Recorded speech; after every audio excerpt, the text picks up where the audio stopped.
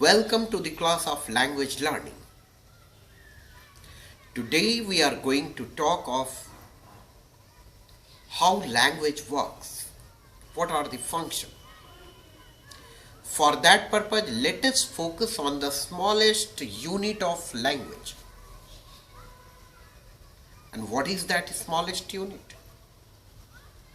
Phoneme. The smallest unit of sound. When phonemes are clubbed together, they construct a syllable. Clubbing syllables together, morpheme comes.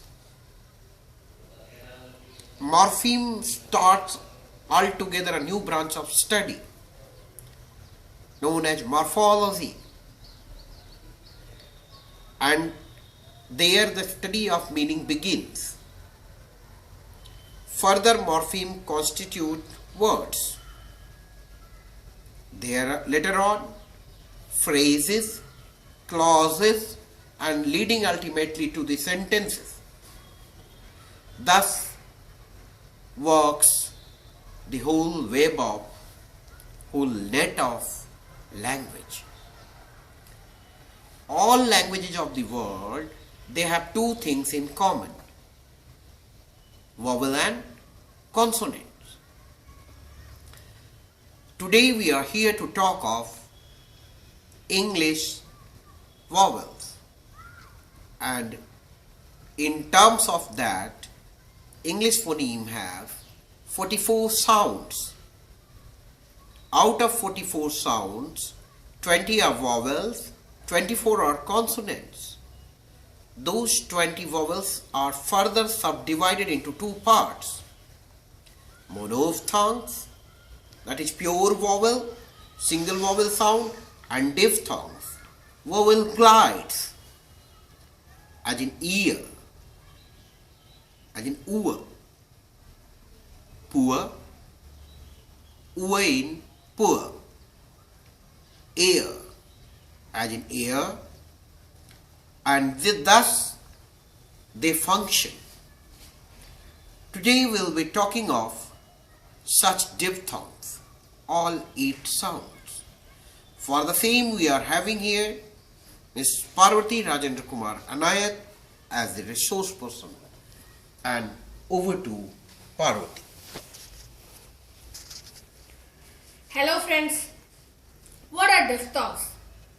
Have you ever come across this term before? Let's discuss about it. According to Oxford Dictionary Thesaurus, Indian edition, diphthong means a sound which is formed due to the combination of two adjacent vowels within a single syllable, such as in quine. The term diphthong originates from Greek di plus phthongos, in which di means twice and phthongos stands for sound. Now let's discuss about the basic structure of diphthongs.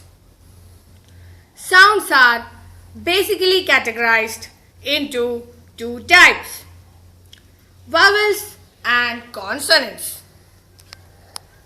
Vowels are further subdivided into two parts: monophthongs and diphthongs. Diphthongs are also known as the vowel glides or the gliding vowels. They glide from one vowel to the other.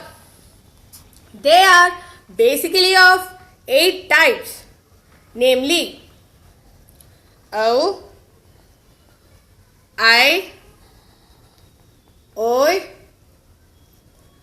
Ow, Ear, Ua, and finally A. Now let's understand these types with the help of some examples. The first type which I told you is O. Examples are sow, souk, soused, tossed, roused, etc. The second type is I. Examples are fly, cry, dry and spry. The third type is oi.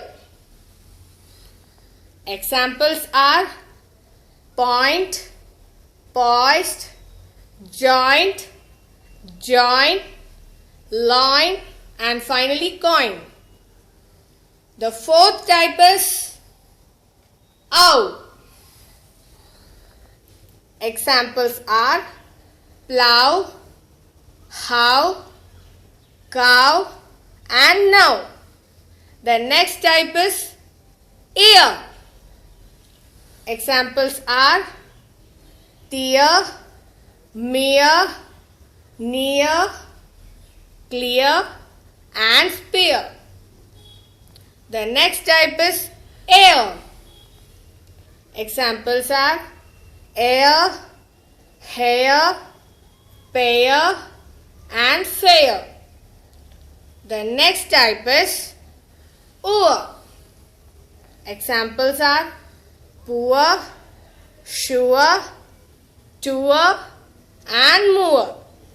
The last and final type is a.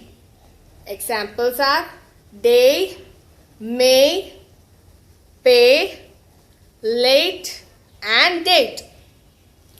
Diphthongs contrast with monophthongs, where the tongue or other speech organs do not move and the syllable contains only a single vowel sound.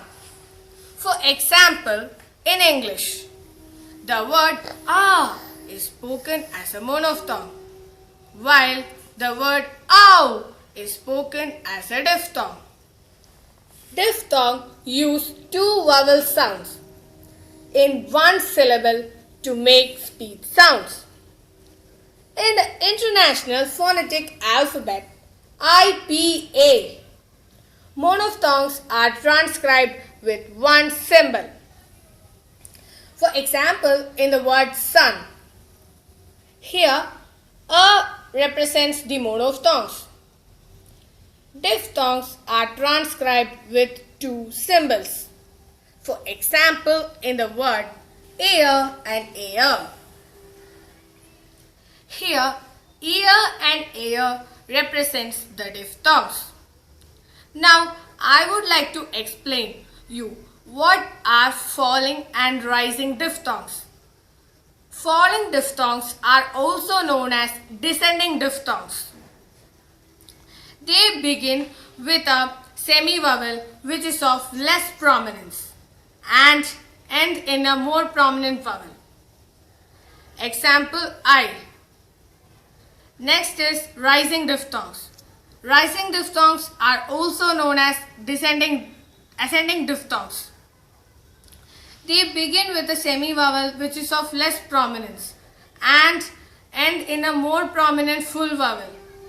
For example, year. Next, I would like to explain what are closing and opening diphthongs. In closing diphthongs, the second element is more closer than the first element. For example, I. In the opening diphthongs, the second element is more open than the first element. For example, ear. Closing diphthongs tend to be falling and opening diphthongs tend to be rising. Thank you all.